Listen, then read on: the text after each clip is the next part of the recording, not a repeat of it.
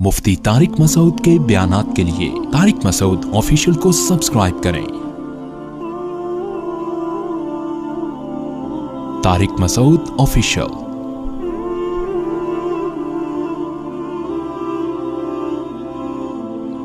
اللہ مرنے سے پہلے کچھ دین کا کام لے لے۔ سب سے زیادہ دعا جو ہمارے بڑوں نے ہمیں سکھائی ہے وہ یہ دعا ہے کہ اللہ سے یہ دعا مانگا کرو کہ اے اللہ اپنے دین کی اخلاص، عافیت، قوت اور ہمت، یہ چار چیزوں، ہمارے حضرت یہ دعا اپنے لیے کروایا کرتے تھے، ہم سے کہتے تھے میرے لیے یہ چار دعائیں مانگا کرو۔ یہ دعا مانگا کرو یوں، اے اللہ اخلاص کے ساتھ، کیونکہ اخلاص کے بغیر جتنا بھی کام ہو جائے آخرت میں کیا ہے؟ زیرو۔ اخلاص کے ساتھ، قوت کے ساتھ، یعنی ایسا نہ ڈھیلے ڈھیلے طریقے سے کام ہو، کام کیا ہو؟ طاقت ہو اس کام میں، ہمت ہو، سستی نہ ہو۔ اخلاص، عافیت اور عافیت کا مطلب فتنوں سے بچا کے رکھے اللہ تعالیٰ۔ بعض دفعہ کاموں کے سائیڈ ایفیکٹ بہت زیادہ ہو جاتے ہیں، تو اخلاص، عافیت، قوت، ہمت کے ساتھ اللہ دین کا بہت زیادہ کام لے لے۔ پہلے ایک شاگرد نے حضرت کو کہا میں اپنے لیے دعا مانگتا ہوں، اے اللہ مجھ سے دین کا سب سے زیادہ کام لے۔ تو حضرت نے فرمایا یہ آپ اپنے لیے دعا مانگ رہے ہو، دوسروں کے لیے بد دعا، یعنی دوسرے علماء آپ سے کم کام لیں، ٹھیک ہے نا؟ تو الفاظ یہ مناسب نہیں ہے، تو یوں دعا مانگا کرو کہ اللہ اخلاص، عافیت، قوت، ہمت کے ساتھ دین کا بہت زیادہ کام لے لے۔ سمجھ میں نہیں آ رہی میرے خیال ہے بات؟ تو سب سے زیادہ کے بجائے کیا کہنا چاہیے؟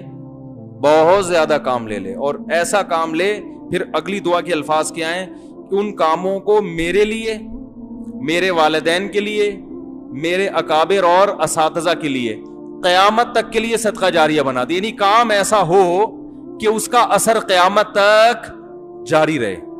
جیسے ہمارے شیخ مفتی رشید احمد صاحب کے لیے ہم یہ دعا ان کی زندگی بھی مانگا کرتے تھے اب بھی، تو انہوں نے ایسے کام چھوڑے، ایسے بندے تیار کیے اور ایسے ادارے کہ ہمیں اللہ کی رحمت سے امید ہے کہ وہ ادارے قیامت تک افراد پیدا کرتے رہیں گے جو ہمارے شیخ کے لیے صدقہ جاریہ بنے گا، حضرت کے والدین کے لیے بھی، کیونکہ حضرت کو مدرسے میں ڈالنے والے، تربیت کرنے والے ان کے والدین تھے نا، تو یہ جو پودا لگایا یہ تو والدین نے لگایا نا، اور حضرت کے اساتذہ جنہوں نے ان پر محنت کر کے ان کو حضرت بنایا، تو ان سب کا حصہ ہے نا اس میں۔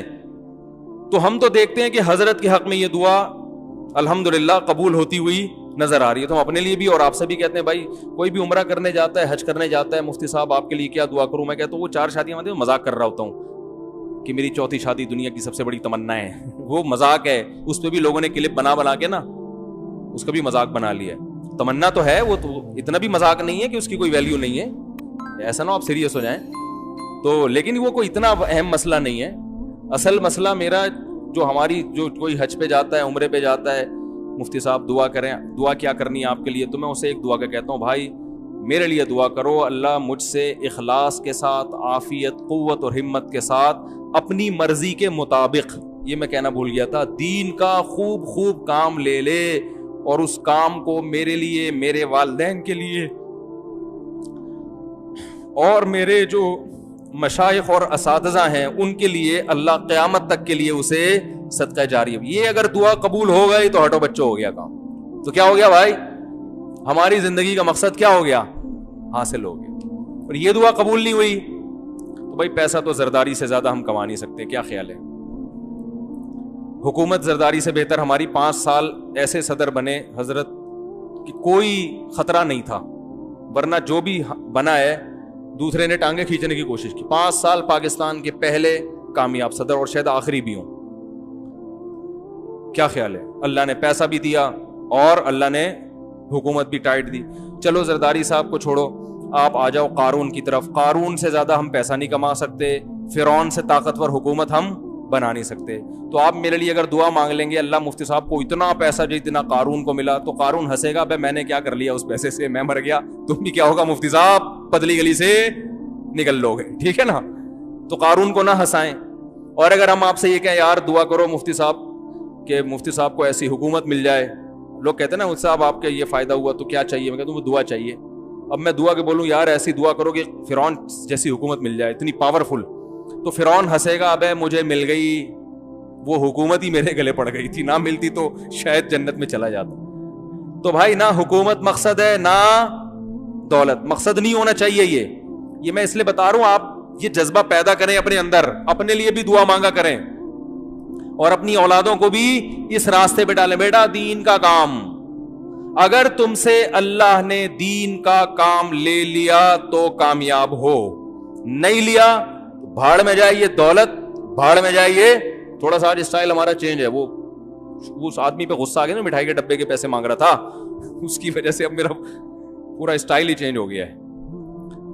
بھائی اس کا رشتہ تو نہیں کرایا مٹھائی کے ڈبے والا, وہ بیٹھے ہوئے عارف صاحب, ان کو رشتوں کا کام دیا ہوا ہے, فرشتے جیسے ہیں یہ, رشتوں کا کام ان کو اسی لیے دیا ہوا. یہ میرے بچپن کے دوست ہیں, لنگوٹی یار, اور میرے بہنوئی بھی ہیں, اور ہمارے یعنی 8ویں کلاس سے ہم ایک ہی ڈیسک پہ بیٹھے بیٹھے پڑھتے پڑھتے کالج, اور پھر وہ بہت, تو انہوں نے بتایا, وہ کہہ رہے ہیں مٹھائی کا ڈبہ, وہ کہہ رہے تم دو گی یا میں دوں گا. وہ خاتون سے کہہ رہا تھا. میں نے کہا یہ رشتہ ختم کروا بھائی, میں تجھے چھوڑوں گا نہیں اگر تو نے یہ شادی کروا دی. وہ بیچاری وہ ٹینشن میں آ جائے گی عورت بعد میں, پھر ہر دفعہ پوچھے گا بیگم ناشتے کے لیے 2 انڈے لے آؤں, اس دفعہ 2 انڈے میں لے کر آؤں یا آپ نے منگوانے, پھر وہ ہر دفعہ یہی ہوگا مصیبت.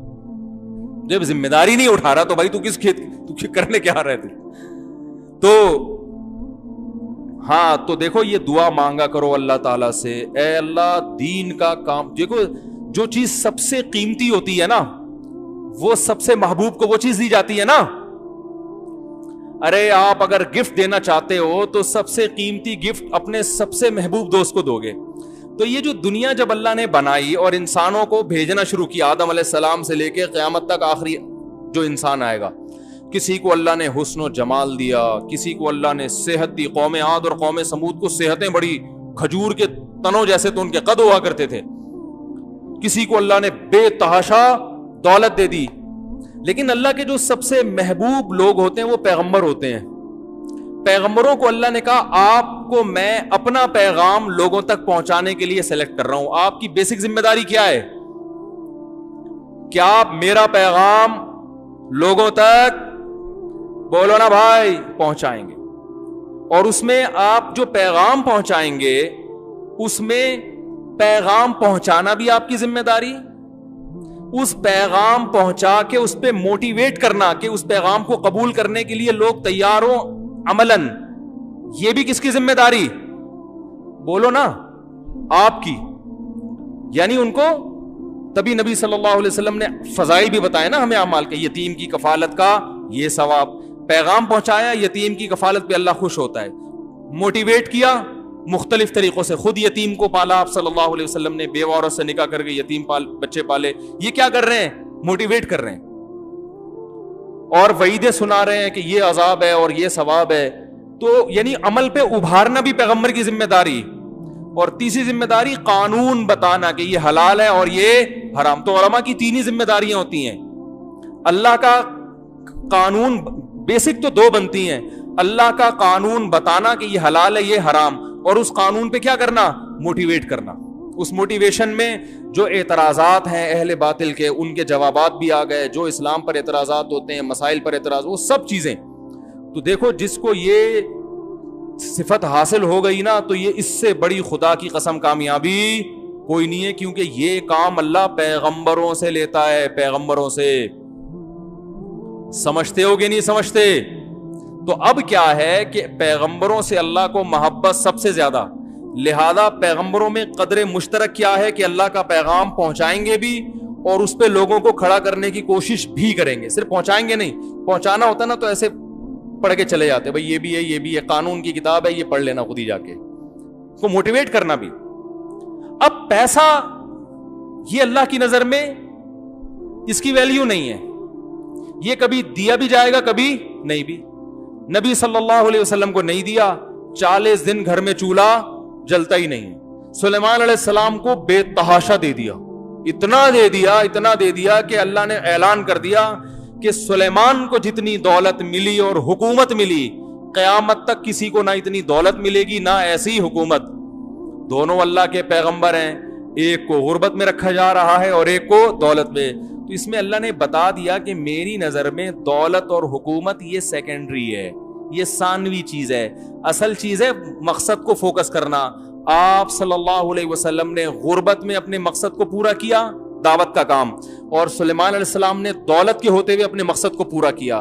ان کے بارے میں بھی اللہ نے فرمایا نعم العبد, کیا خوب بندہ تھا سلیمان, حالانکہ بادشاہت بھی تھی اور ایسا جاہو جلال, لباس شاہانہ, تاج شاہانہ, تخت ایسا شاہی تھا نا سلیمان علیہ السلام کا کہ ہم اور آپ ہوتے اور سلیمان علیہ السلام کا تخت دیکھتے تو ہم بولتے کہ یہ جیسے آج کچھ اچھی گاڑی میں لوگ علماء کو دیکھیں نا تو کہتے ہیں فضول خرچی ہے, تو میں کہتا ہوں یہ سلیمان علیہ السلام کو تخت پہ دیکھ لیتے تو کیا کہتے یہ, کیونکہ اس پہ تو ہیرے جواہرات جڑے ہوئے تھے.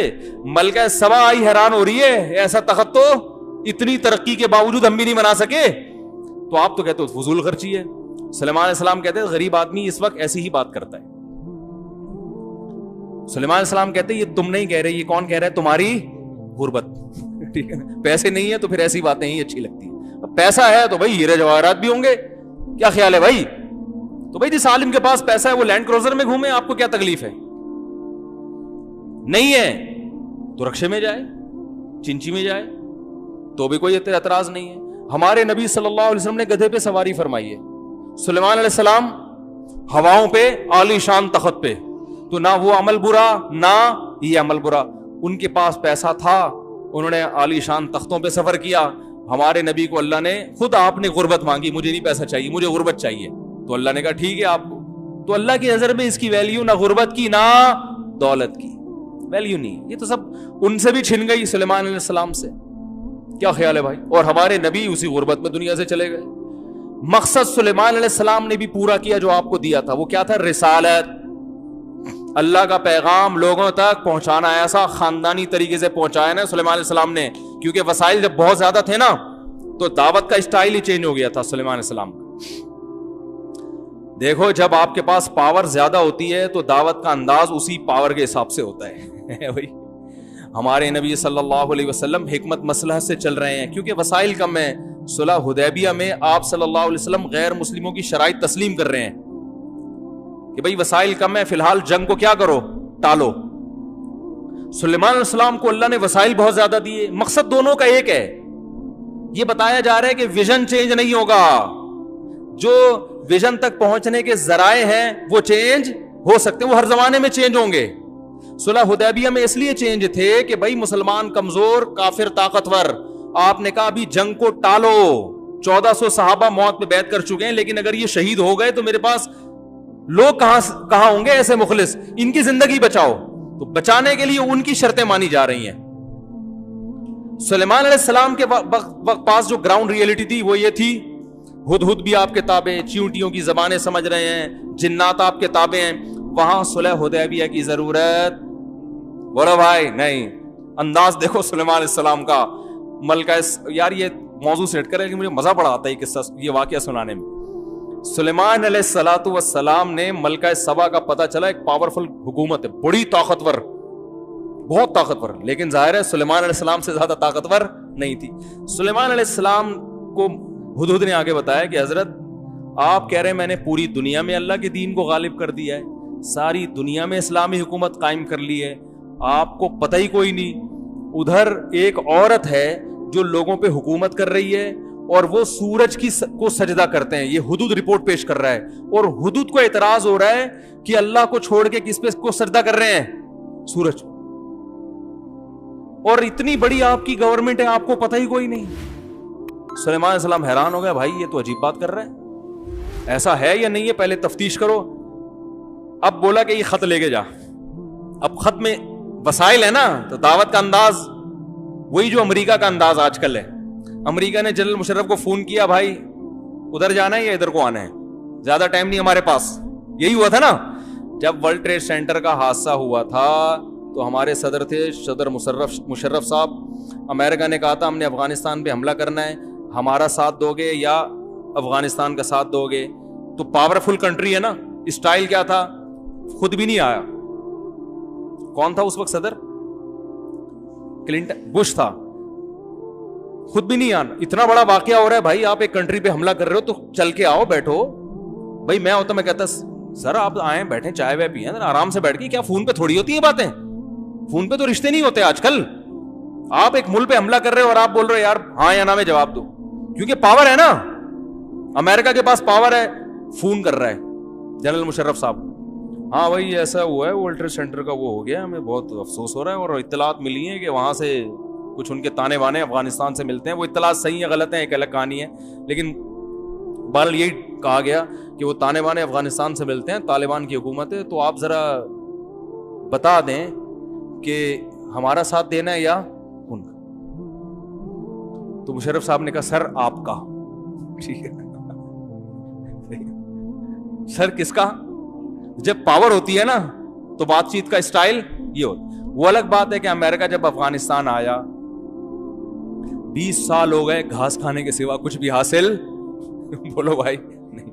بڑے بڑے کنٹریز دب گئے امریکہ کے سامنے, مگر جس غریب ترین ملک کے بارے میں خیال تھا یہ منٹوں کا کھیل ہے, 20 سال میں بھی وہ ایسا حلق کا کانٹا بنائے کہ وہ امریکہ کہہ رہا ہے نکال بھی نہیں سکتا.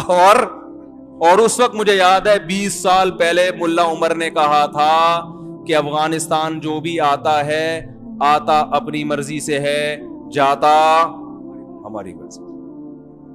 نہیں آ رہی بات؟ اتنی مزیدار بات ہے نا یہ, بہت. وہ ڈبے والی بات سے جتنا غصہ اس پہ آیا تھا نا اتنا مزہ اس پہ آ گیا, برابر ہو گیا. آپ کہاں سے آتے ہیں, کہاں سے آتے ہیں؟ اچھا ماشاءاللہ پابندی سے آ رہے ہیں بیان. اچھا بھائی, تو اب سلیمان علیہ السلام کے پاس پاور ہے نا, تو ملکہ سبا کو پرچہ دیا کہ جا کے حدود کو پرچہ دیا, ملکہ سبا کو جا کے دیا. بھیا لمبی چوڑی بات نہیں, ایکچولی دیکھیں ہماری ایک حکومت ہے اور ہم دین کی تبلیغ کر رہے ہیں, اور اللہ سے ہوتا ہے, اللہ کے غیر سے نہیں ہوتا. پورے 6 نمبر اس کو تفصیل سے سنائے ہوں. اور دیکھیں اگر پھر بھی آپ کو دلائل سے بات سمجھ میں نہیں آ رہی تو ڈاکٹر ذاکر نائک کا ہم نمبر دے رہے ہیں آپ کو, ٹھیک ہے نا. وہ آپ کی کتابوں سے ثابت کریں گے آپ کا مذہب کیا ہے غلط. جو بھی اس زمانے کے ڈاکٹر ذاکر نائک ہر دور میں ہوتے ہیں نا بھائی, ہر دور میں حق کا پرچار کرنے والے, مناظرہ کرنے والے ہوتے ہیں. تو اس دور کے جو بھی ڈاکٹر ذاکر نائک ہوں گے وہ حوالوں سے ثابت کریں گے کہ آپ کیا ہو غلط. سلمان علیہ السلام نے کہا اتنا ٹائم بولو بھائی نہیں. خط لکھا, قرآن نے اس خط کا تذکرہ کیا, بسم اللہ الرحمن الرحیم, شروع اللہ کے نام سے جو بڑا مہربان اور نہایت رحم کرنے والا. اس میں بتا دیا ہم کس کے ماننے والے ہیں, اللہ کے. بس اس لفظ میں خود ہی سمجھ جاؤ, مزید تشریح کی ضرورت نہیں. آگے اللہ تعالی علیہ, سرکشی مت کرو, واتونی مسلمین, بندی بن کے چلی آؤ تمیز سے, انسان بن کے شاباش آرام سے آ جاؤ, تسلیم ہو جاؤ, حکومت چھوڑ دو, یہ آپ کا کام نہیں. سورج کی پرستش کر رہے ہو آپ لوگوں کو شرک پہ ڈالا ہوا ہے بھائی, یہ کون سا طریقہ ہے؟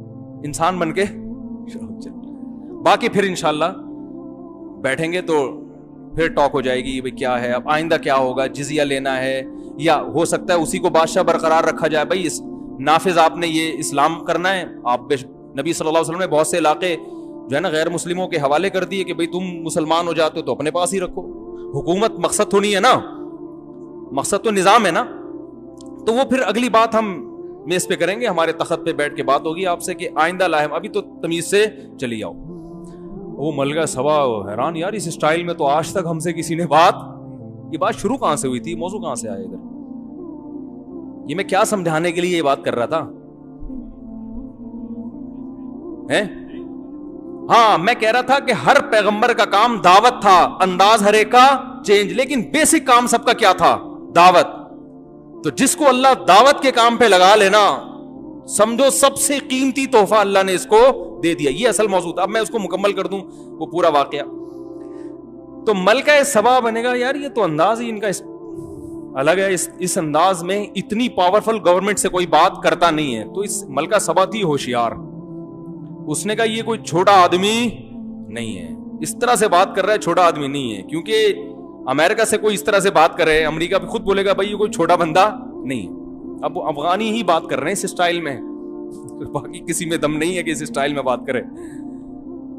تو یہ پگڑوان ہے امریکہ کی پولیس میں ہوتے ہیں. تو ملکہ سبا نے درباری جمع کی, اپنے جتنے مسٹنڈے تھے نا بڑے بڑے سب کو بلایا. کہنے لگی بھائی یا ایھا الملأ انی القی الی کتاب کریم، میرے پاس ایک لیٹر آیا ہے لیکن ہے بڑے عزت دار آدمی کا لگ رہا ہے، کوئی چھوٹا موٹا آدمی نہیں ہے، اور اس شروع ہو رہا ہے بسم اللہ الرحمن الرحیم سے، اللہ جو بڑا مہربان اور نہایت رحم کرنے والا، مضمون بڑا پاکیزہ ہے، خدا کی طرف دعوت دے رہا ہے، یعنی وہ گویا بزبان حال، ذہین تھی نا، سمجھ گئی، بزبان حال وہ یہ کہہ رہا ہے مجھے حکومت کی لالچ نہیں ہے، میں کس کی طرف دعوت دے رہا ہوں؟ اللہ کی. صحیح ہے نا، نظریاتی حکومت ہے ہماری، وہ نہیں کہ جس کی لاٹھی اس کی بھینس. یہ سب پیغام بسم اللہ میں چھپے ہوئے تھے جو ملکہ سبا سمجھ گئی. تو وہ جو مسٹنڈے بیٹھے ہوئے تھے انہوں نے کہا کہ بھائی بات یہ ہے کہ یہ جتنا بھی طاقتور ہو ہم لڑیں گے. ملکہ سبا نے کہا دیکھو ان الملوک اذا دخلوا قریۃ افسدوها، بادشاہ لوگ جب کسی بستی میں آتے ہیں نا، اگر ان کو فتح ہو گئی تو بستی کا بیڑا غرق کر دیتے ہیں اور عزت دار لوگوں کو ذلیل کر دیتے ہیں. جواب دینے میں جلدی مت کرو. لڑائی کا آپشن یہ آپشن بی ہے، ٹھیک ہے نا، آپشن اے. اچھا کہنے لگے لیکن فیصلہ جو تو کرے گی وہی ہوگا. اس سے یہ بھی پتا چلتا ہے کہ وہ حکومت اتنی پاورفل اس لیے تھی کہ وہاں لوگ مشورے دیتے تھے، تھوپتے نہیں تھے. مشورہ کس کا، حکم کس کا چلتا تھا؟ ملکہ کا. تو حکم جو ہے نا وہ ایک ہی کا چلے گا. مشورہ دینے کی ہم مشورے دے کے کیا کرتے ہیں، اس کو پھر تھوپتے ہیں زبردستی. تھوپنے سے مسائل خراب ہوتے ہیں، ملک کبھی بھی ترقی نہیں کرتا. تو ملکہ سبا نے کہا ہم یہ ہو سکتا ہے دین کا لیبل لگا رہا ہو مگر مقصد پیچھے کیا ہو؟ پیسہ. جیسے وہ بسوں میں چڑھتے ہیں نا، پہلے نماز روزے کی ترغیب دے گا، نماز پڑھیے اس سے پہلے کہ آپ کی نماز پڑھی جائے، اور یہ ہے، اور دیکھو پھر 5 روپے بھی یہ چونن کتنے کا ہے، گلے کو صاف کرتے ہیں ہاضمے کو. میں نے خود دیکھا ہے، بہت دفعہ ہوتا ہے. دین کا لیبل لگا ہوا ہے، مقصد کیا ہے؟ دکان چلانا.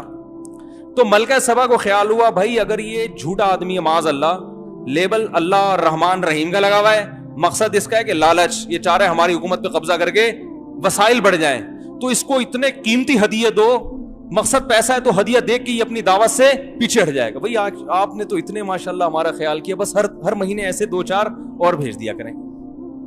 جیسے وہ جج کو کہا تھا نا وکیل نے کہ میرا موکل جو ہے نا اس کے دلیل قانون کی کتاب کے صفحہ نمبر 350 پہ ہے. جب جج نے 350 نمبر کھولا تو اس پہ 5000 کا نوٹ تھا. تو جج نے کہا ایسے 3 ثبوت اور چاہیے. تو ملکہ نے کہا کہ میں ہدیے بھیجوں گی اگر یہ شخص لالچی ہے، ویژنری نہیں ہے، نظریاتی نہیں ہے، صرف دین اور اللہ رحمان رحیم کا لیبل لگایا ہوا ہے، تو پھر یہ کیا کرے گا؟ کہے گا ایسے 3 ثبوت اور چاہیے، ایسے 3 ہدیے اور چاہیے. تو ملکہ سبا نے خاندانی قسم کے ہدیے بھیجے. اس زمانے کے جو ہیرے جواہرات جو کوئی دیکھ کے آنکھیں کسی کی کھلی رہ جائیں، ملکہ سبا نے بھیجے. بولے پہلے چیک کرو. سلیمان علیہ السلام کے پاس جیسے ہی ہدیے لے کے آیا نا، سلیمان علیہ السلام نے کہا اتمدوننی بمال، پیسوں کی لالچ دے رہے ہو ہیں؟ اور جا کے اس قاصد کو بولا کہ ملکہ کو جا کے بول خدا نے جو مجھے وسائل دیے ہیں تو نے خواب میں بھی وہ نہیں دیکھے ہوں گے. ارجع الیہم، چلو پتلی گلی سے نکل. پہلا لیٹر گیا تھا انسان بن کے چلی آؤ. دوسرا لیٹر جا رہا ہے فلناتینہم بجنود لا قبل لہم بہا، کہ اب اگر نہیں آئی تو اب لیٹر نہیں آئے گا، ایسا لشکر آئے گا کہ وہ پیچھے مڑنا نہیں جانتا. لشکر آئے گا. ملکہ سبا نے کہا بھائی یہ کوئی اور کہانی ہے. تو آ گئی انسان بن کے ٹھیک ہے. تو اب اس سے ہمیں یہ بھی سبق ملتا ہے کہ دعوت کا کوئی ایک طریقہ اسلام میں متعین نہیں ہے. گراؤنڈ ریئلٹی، اپنے وسائل، سامنے والے کی حالت، ہر لحاظ سے ہر آدمی کے لیے دعوت دینے کا طریقہ مختلف. مولانا طارق جمیل صاحب دامت برکاتہم جب گئے نا وہ ٹی وی فلم ایکٹر کو دعوت دینے کے لیے گئے، دعوت دینے تھے، 2 گھنٹہ میٹنگ میں کوئی دین کی بات ہی نہیں کی. لوگ کہہ سکتے ہیں کہ یار یہ کیا، گئے دعوت دینے کے لیے اور بات دین کی نہیں. یہ طریقہ ہے، سمجھ رہے ہیں؟ آپ کو پتا ہے اگلے کا ظرف ابھی اتنا نہیں ہے کہ وہ دین کی بات سن لے گا، تو اس میں بس بیٹھ کے گپ شپ لگا کے آ جاؤ، تھوڑی محبت پیدا کر لو، انسیت پیدا کر لو.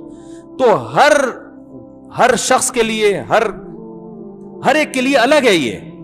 تو اب کیا ہے، لیکن کام اللہ کی نظر میں سب سے خاندانی کیا ہے؟ دعوت. تبھی قرآن کہتا ہے کہ اے نبی، آپ نبی صلی اللہ علیہ وسلم جب دعوت دیتے تھے نا، مخالفت بہت ہوتی تھی.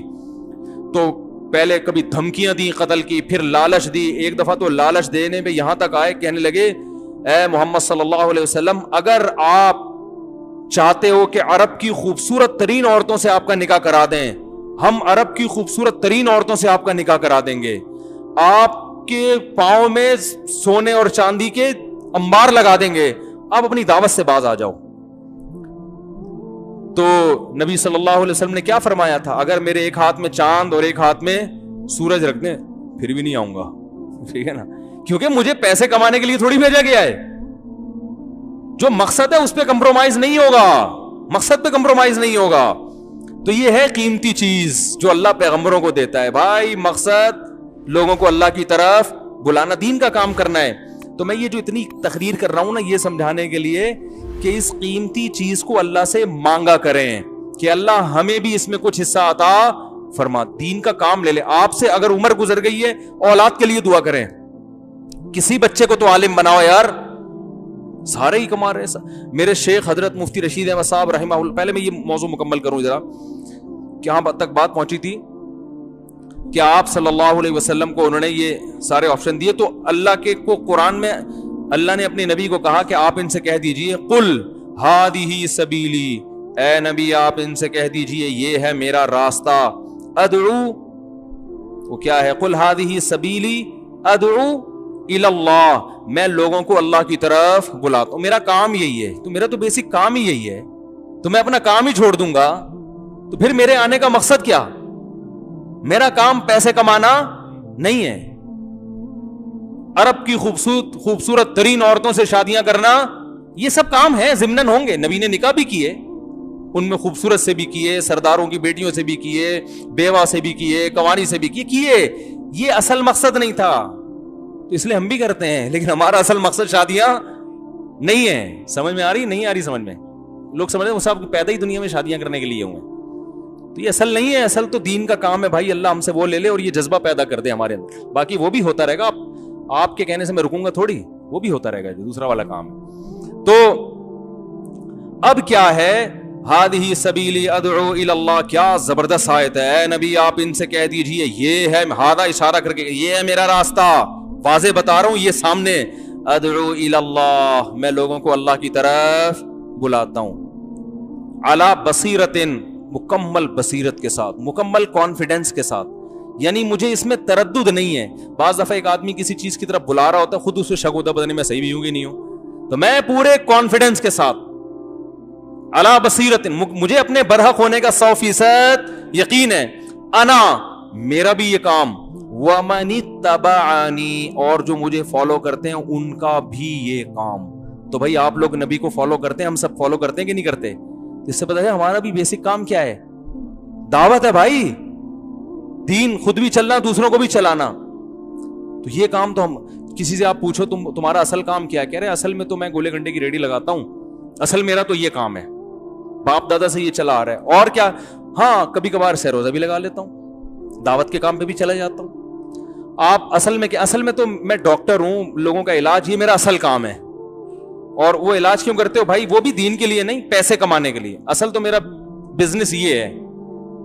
باقی کیا, باقی ہے کہ کبھی کبھار اچھی بات بھی لوگوں کو بتا دیتا ہوں, اس سے تھوڑا سا خیر پھیل جاتی ہے معاشرے میں. تو ہمارا اصل کام جو تھا وہ سیکنڈری ہو گیا, وہ دوسری سم ہے. پہلی سم جو ہے نا ہماری, جس پہ 4G چلتا ہے, وہ کیا ہے؟